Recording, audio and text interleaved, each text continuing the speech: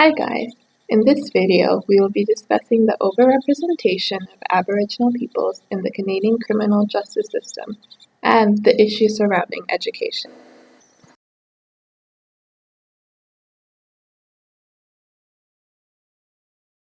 In 2014, Correctional Service Canada released some facts on Indigenous peoples, and it stated that they are overrepresented at all levels of the Canadian justice system.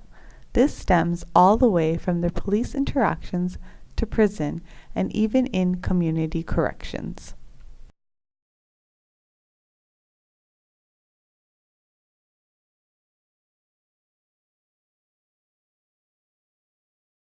Adult Aboriginal offenders are generally younger, have less education, and are more likely to be unemployed than are non-Aboriginal offenders. In 2012-2013, Aboriginal offenders made up about 20.5% of the federal population. However, in the overall adult population, Aboriginal adults only made about 3%.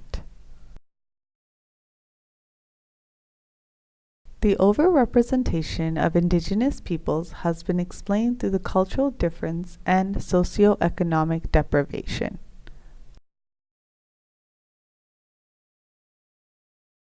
There are studies that suggest that racial minorities and Aboriginals are much more likely to be unemployed, have low household incomes, and often suffer from discrimination and institutional barriers with respect to housing, education, career opportunities, and political participation.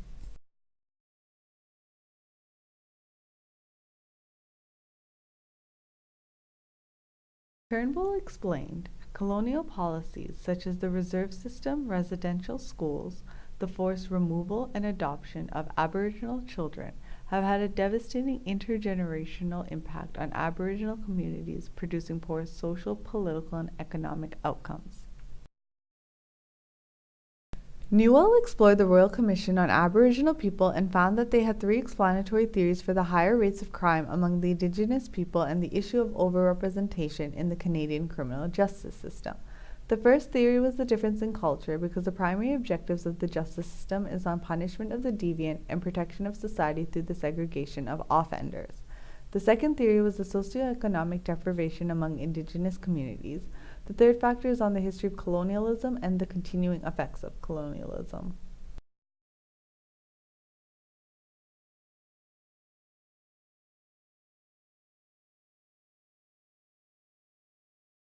The creation of culturally appropriate programs was important in addressing the different lives of Indigenous peoples compared to other cultures in Canada. These new programs for Indigenous peoples have been found to have had a high rate of success.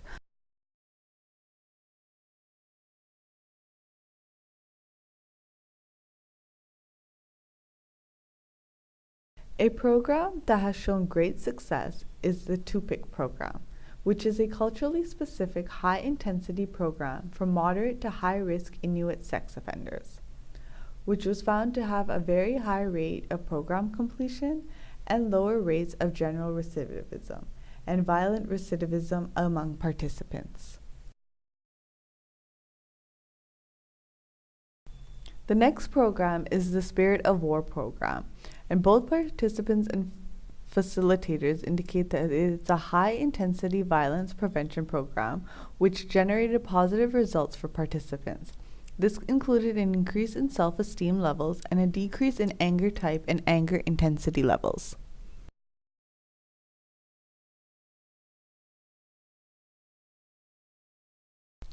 The next program is the Circles of Change program, which had women who participated in it.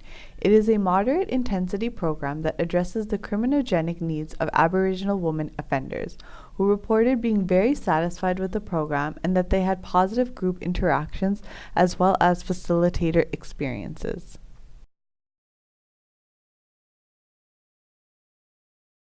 These three programs have shown that Indigenous people significantly benefit from these culturally specific programs.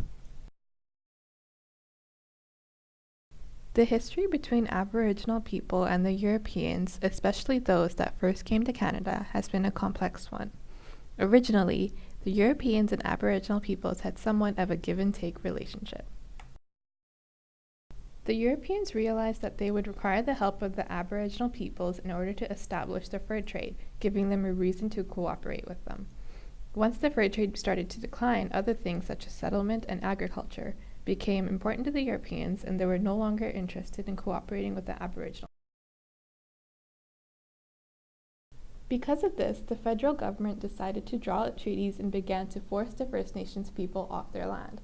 Along with forcibly removing Aboriginal people, the British introduced the Indian Acts, which are an act of parliament that defines who is an Indian and governs relationships between the federal government and Aboriginal people in Canada. These negative actions and the very many that followed after have had an immense effect on Aboriginal people in Canada.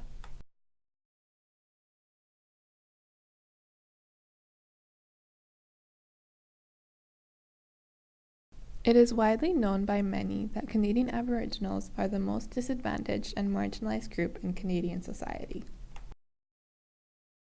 The effects of marginalization on Aboriginal people range from higher crime rates to a shorter life expectancy, which greatly decreases their capacity to become meaningful participants of Canadian history. One of the biggest obstacles for Aboriginal people, both in the past and in present day, is education.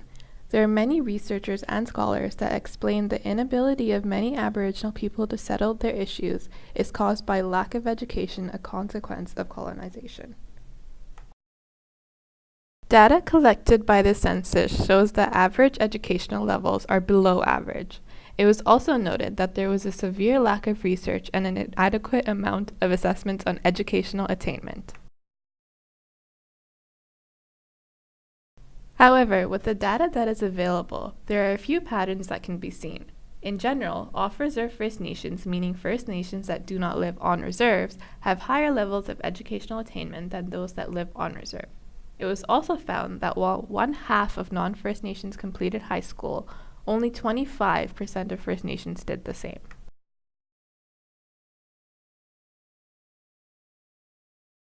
As with most communities, the future of the Aboriginal community relies on its youth.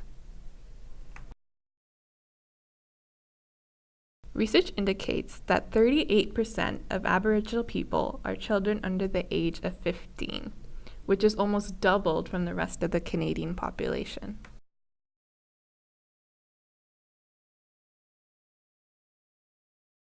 Generally, amongst off-reserve Aboriginals ages 20 to 24, 48% have not completed secondary school, while the number is only 26% for the non-Aboriginal counterpart in the same age group.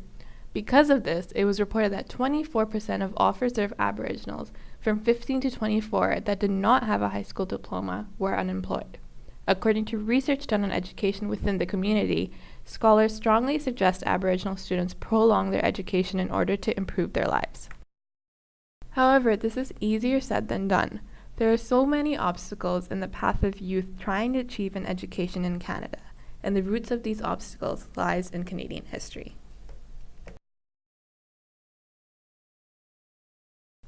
The beginnings of Aboriginal education in Canada were in the British North America Act of 1867 and the Indian Act of 1876, the acts which gave responsibility of Aboriginal education policies to the federal government instead of the provincial government, who had normally been in control of their education in their provinces.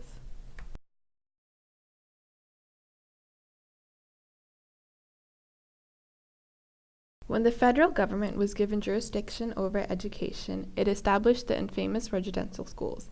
At these schools, children were forcefully pulled from their homes and families and made to stay at the schools for long periods of time. Throughout the years of the residential schools, the children would endure mental, physical, and emotional abuse that was ultimately hindering their development. The government would only allow families to be involved in their child's education if they would send them to these schools, which meant not being able to see their child for long periods of time. After completing school, students would not be able to find employment because of the rampant racism and discrimination, with the students just going back to the reserves. This would have created an unfortunate situation for the Aboriginal students.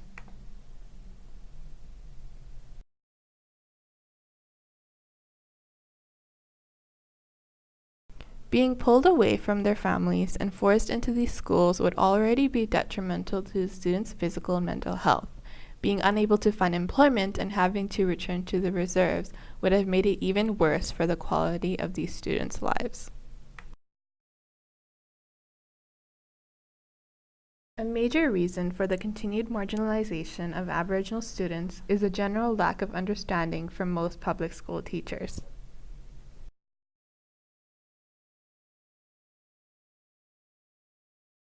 According to Aboriginal researchers, student achievement is affected by a myriad of influences, including linguistic, historic, and cultural realities that undermine the educational experiences of Aboriginal students in Canada.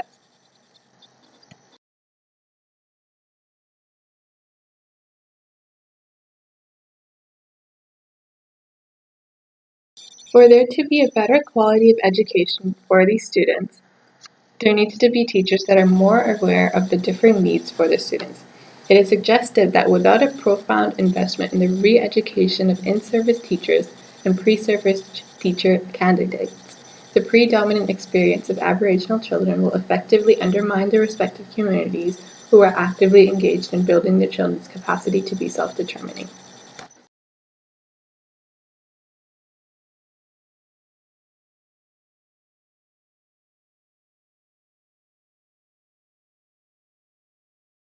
Throughout Canadian history, the Aboriginal people of Canada have faced many atrocities.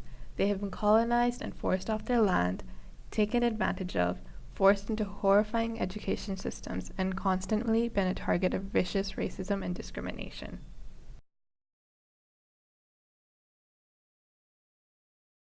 The overrepresentation of Indigenous peoples has been increasing yearly, even though there have been attempts to mitigate it. However, there has also been no effort in addressing the root causes of the overrepresentation.